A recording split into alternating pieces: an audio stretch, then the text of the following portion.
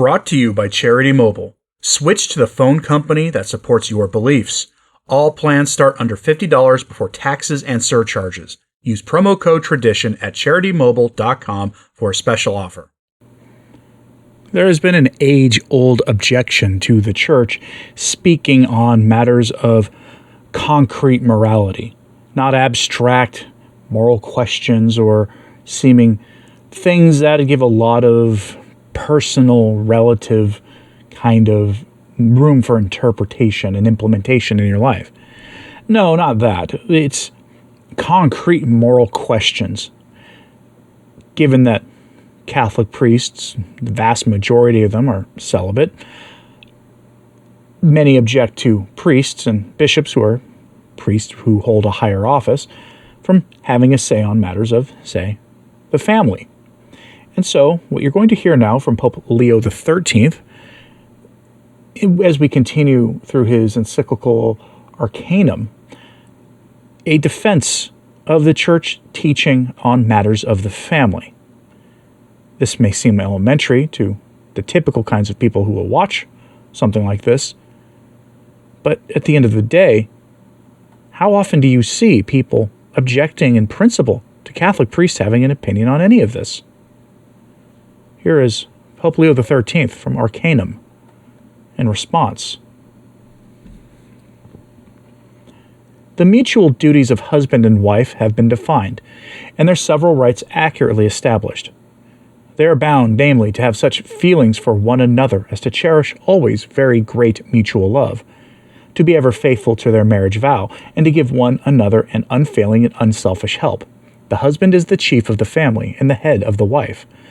The woman, because she is flesh of his flesh and bone of his bone, must be subject to her husband and obey him, not indeed as a servant, but as a companion, so that her obedience shall be wanting in neither honor nor dignity. Since the husband represents Christ, and since the wife represents the church, let there always be, both in him who commands and in her who obeys, a heaven-born love guiding both in their respective duties. For the husband is the head of the wife, as Christ is head of the church. Therefore, as the church is subject to Christ, so let wives be to their husbands in all things.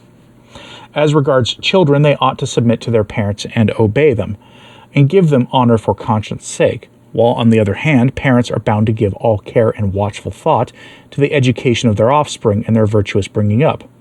Fathers, bring them up, that is, your children, in the discipline and correction of the Lord. From this we see clearly that the duties of husbands and wives are neither few nor light. Although to married people who are good, these burdens become not only bearable, but agreeable, owing to the strength which they gain through the sacrament. Christ, therefore, having renewed marriage to such and so great excellence, commended and entrusted all the discipline bearing upon these matters to his church. The church, always and everywhere, has so used her power with reference to the marriages of Christians, that men have seen clearly how it belongs to her as of native right, not being made hers by any human grant, but given divinely to her by the will of her founder. Her constant and watchful care in guarding marriage, by the preservation of its sanctity, is so well understood as to not need proof, that the judgment of the Council of Jerusalem reprobated licentious and free love, we all know, as also that the incestuous Corinthian was condemned by the authority of blessed Paul. Again, in the very beginning of the Christian church, were repulsed and defeated, with the like unremitting determination, the efforts of many who aimed at the destruction of Christian marriage, such as the Gnostics, Manichaeans, and Montanists, and in our times, the Mormons, St. Simonians, Phalansterians, and Communists. In like manner, moreover, a law of marriage just to all, and the same for all, was enacted by the abolition of the old distinction between slave and freeborn men and women, and thus the rights of husbands and wives were made equal. For St. Jerome says, "With us that which is unlawful for women is unlawful for men also, and the same restraint is imposed on equal conditions." The self-same rights also were firmly established for reciprocal affection and for the interchange of duties. The dignity of the woman was asserted and assured, and it was forbidden to the man to inflict capital punishment for adultery or lustfully and shamelessly to violate his plighted faith. It is also a great blessing that the Church has limited, so far as is needed, the power of fathers of families, so that sons and daughters wishing to marry are not in any way deprived of their rightful freedom. That for the purpose of spreading more widely the supernatural love of husbands and wives, she has decreed marriages within certain degrees of consanguinity or affinity to be null and void. that she has taken the greatest pains to safeguard marriage as much as is possible from error and violence and deceit, that she has always wished to preserve the holy chasteness of the marriage bed, the security of persons, the honor of husband and wife, and the sanctity of religion. Lastly, with such foresight of legislation has the Church guarded its divine institution, that no one who thinks rightfully of these matters can fail to see how, with regard to marriage, she is the best guardian and defender of the human race, and how, withal, her wisdom has come forth victorious from the lapse of years, from the assaults of men, and from the countless changes of public events. Yet, owing to the efforts of the arch-enemy of mankind, there are persons who, thanklessly casting away so many other blessings of redemption, despise also or utterly ignore the restoration of marriage to its original perfection. It is a reproach to some of the ancients that they showed themselves the enemies of marriage in many ways. But in our age, much more pernicious is the sin of those who would fain pervert utterly the nature of marriage, perfect though it is and complete in all its details and parts. The chief reason why they act in this way is because very many, imbued with the maxims of a false philosophy and corrupted in morals, judge nothing so unbearable as submission and obedience, and strive with all their might to bring about that not only individual men, but families, also indeed human society itself, may in haughty pride despise the sovereignty of God. Now, since the family and human society at large spring from marriage, these men will on no account allow matrimony to be the subject of the jurisdiction of the Church. Nay, they endeavor to deprive it of all holiness, and so bring it within the contracted sphere of those rights, which having been instituted by man, are ruled and administered by the civil jurisprudence of the community. Wherefore it necessarily follows that they attribute all power over marriage to civil rulers, and allow none whatever to the Church. And when the Church exercises any such power, they think that she acts either by favor of the civil authority or to its injury. Now is the time, they say, for the heads of the state to vindicate their rights unflinchingly, and to do their best to settle all that relates to marriage according as to them seems good. Hence are owing civil marriages, commonly so called. Hence laws are framed which impose impediments to marriage. Hence arise judicial sentences affecting the marriage contract, as to whether or not it have been made rightly. Lastly, all power of prescribing and passing judgment in this class of cases is, as we see, of set purpose denied to the Catholic Church, so that no regard is paid either to her divine power or to her prudent laws.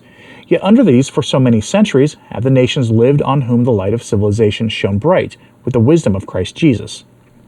Nevertheless, the naturalists, as well as all who profess that they worship above all things the divinity of the state, and strive to disturb whole communities with such wicked doctrines, cannot escape the charge of delusion. Marriage has God for its author, and was from the very beginning a kind of foreshadowing of the incarnation of his Son, and therefore there abides in it something holy and religious, not extraneous, but innate, not derived from men, but implanted by nature. Innocent III, therefore, and Honorius III, our predecessors, affirm not falsely nor rashly that a sacrament of marriage existed ever amongst the faithful and unbelievers. We call to witness the monuments of antiquity, as also the manners and customs of those people who, being the most civilized, had the greatest knowledge of law and equity. In the minds of all of them, it was a fixed and foregone conclusion that when marriage was thought of, it was thought of as conjoined with religion and holiness. Hence, among those marriages were commonly celebrated with religious ceremonies, under the authority of pontiffs, and with the ministry of priests. So mighty, even in the souls ignored of heavenly doctrine, was the force of nature, of the remembrance of their origin, and of the conscience of the human race. As then marriage is holy by its own power, and its own nature and of itself, it ought to not be regulated and administered by the will of civil rulers, but by the divine authority of the Church, which alone in sacred matters professes the office of teaching. Pope Leo XIII there defends the Church teaching morality, in this case on marriage, because marriage as a holy institution predates any form of civil government we're familiar with today. It goes to ancient times. The sacrament predates virtually everything in the world today. And the Church is, of course, by its core claim, the sole guardian and teacher of all things divine. You will not find truth elsewhere, only within the confines of her hallowed halls. Hard for some people to hear, but the truth nonetheless. But I'm curious what you think of this, so let me know in the comments, please. Hit like and subscribe if you haven't. It does help. Sharing this on social media helps too. And as always, pray for the Church. I'm Anthony Stine. Ave Maria.